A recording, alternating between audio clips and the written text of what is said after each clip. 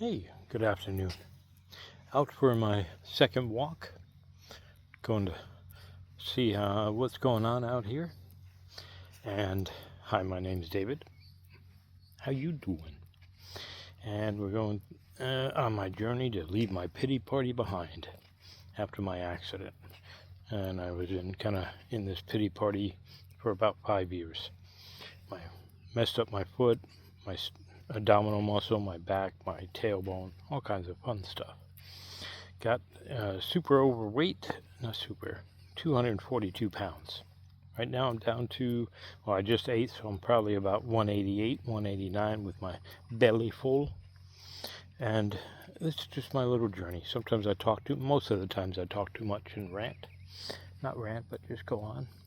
So if you like that, stick around and hit that like button.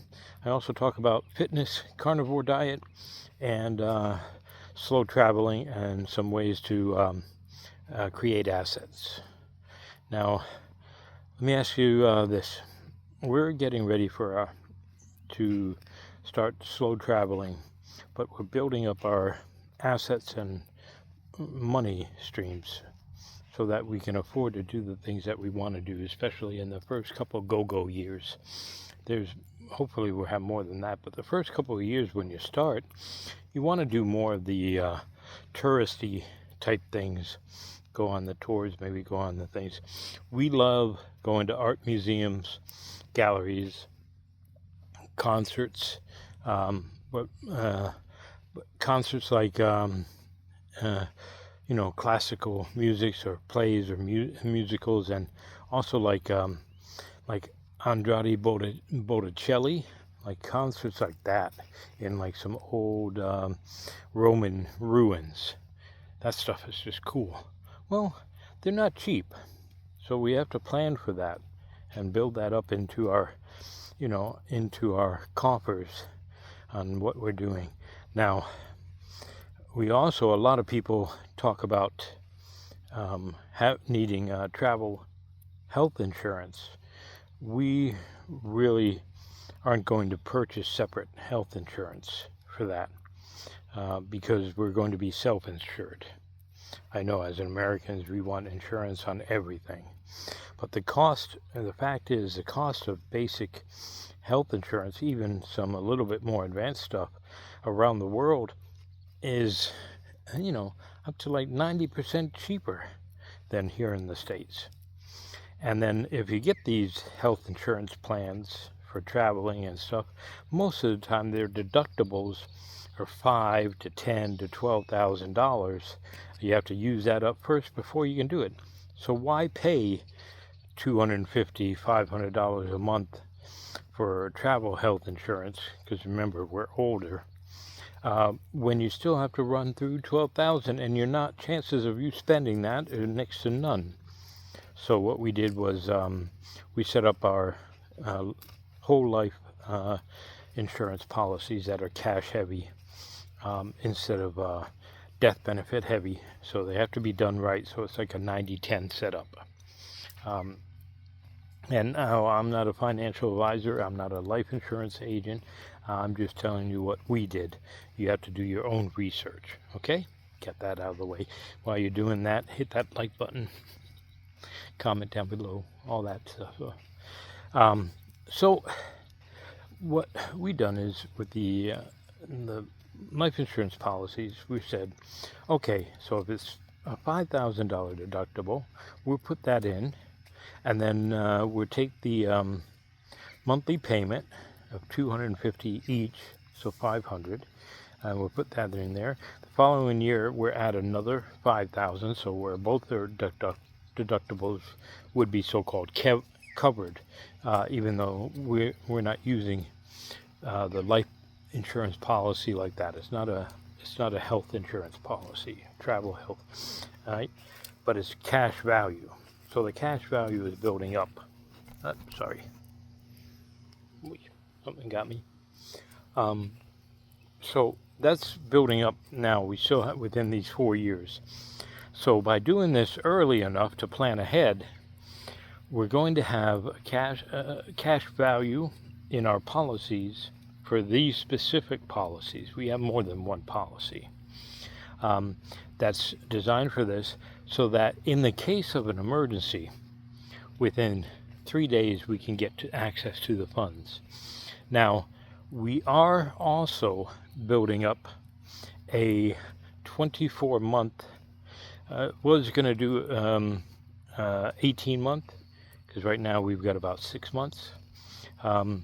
Wanted to go to 18, and then I was thinking, well, why 18? Why not just 24 months of a easy access cash that's gaining, decent interest.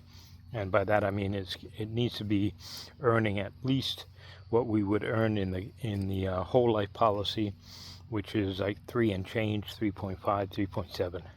So if it's earning like that, or 4%, and it's very liquid, then that's okay. So we're doing that as our savings. So, and then what we'll do is we'll transfer part of that out.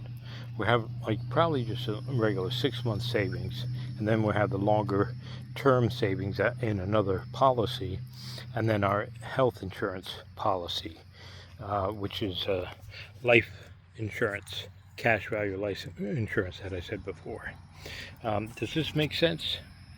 And that way we have almost 3 different stages to grab from when we're traveling in our go-go years, and then we'll use it for different things in our slow-go years, and then our no-go years.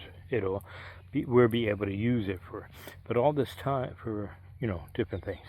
All this time it's still growing, and not by huge amounts like some people say the stock market grows. That can go up. I've had 15, 17, 18, 20% returns, but I've also lost some money, especially recently, so, ow, I'm just getting eaten alive tonight. What the heck? Excuse me.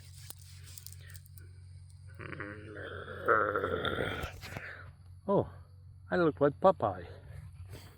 Excellent. Isn't that just dandy? Without the muscles, right? So by having these in place, it kind of takes the pressure off of having, oh man, I'm telling you, what the heck? It takes the pressure off from having to, pay for these other services that are just going down the drain if you don't use them. And then, so we've got that in place. I also use ETFs and index funds. Now, I expect them to grow in the next 4 years, even though we've had a bunch of down ones. But I am probably going to focus more on ETFs. Now, I do look at this, what's coming up and what's going on now, as a really good buying opportunity to buy some more. This is not advice. Don't listen to me. I don't know what I'm doing. I am not a financial expert. This is what I'm doing or looking at doing. And that's getting more ETFs or dividend index funds, where they pay a dividend every month, every quarter, every 6 months, or every year. They pay out dividends on the basis of that. So this way we can start getting it. Once it reaches a certain level, it'll also we can take it out from the drip, where the drip is where you just reinvest it. It's dividends reinvested. So that, once we get to certain stages and a certain amounts, we can then, instead of reinvesting those dividends, we can just also use that as to live off of. I hope this makes sense the way I'm explaining it. What do you guys think about doing this way? Would you do it? Oh, and what do you think about slow traveling the world? Do you think it's cheaper to do that than to live in some, let's say, normal average town in the U.S.? Like here, to give you an idea, here to live in a lot of houses, you're paying between $2,500 to $3,200 for a 3-bedroom house in Central Florida. I think that's ridiculous. We are fortunate to be paying a little bit less than that. Not by much. Love the place we're at though, and it's worth it for us. But that's just for a house. That's not talking electric, internet, food, gas, car, everything else that you have to pay. And then that $2,500, $3,000 that people are paying just for their housing here, that can cover you for everything, for your accommodations, your food, your travel, all that in a month. So, and you're traveling and seeing the world. Now, sometimes it can get lonely, and hopefully you're traveling with a partner.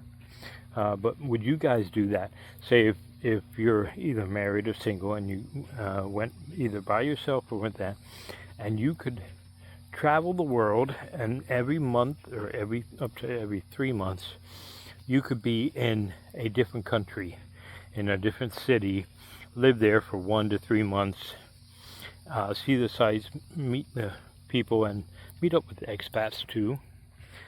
Would you do that for, say, $3,000 a month? Put that down in the comments. I know that's what we're doing. So, yeah, that's just some of the things that we're doing. Love to get your thoughts on that. And then that was the main gist of what I wanted just to chat about today. So I'll leave you all at that. And again, thanks for joining me. You guys have a blessed day.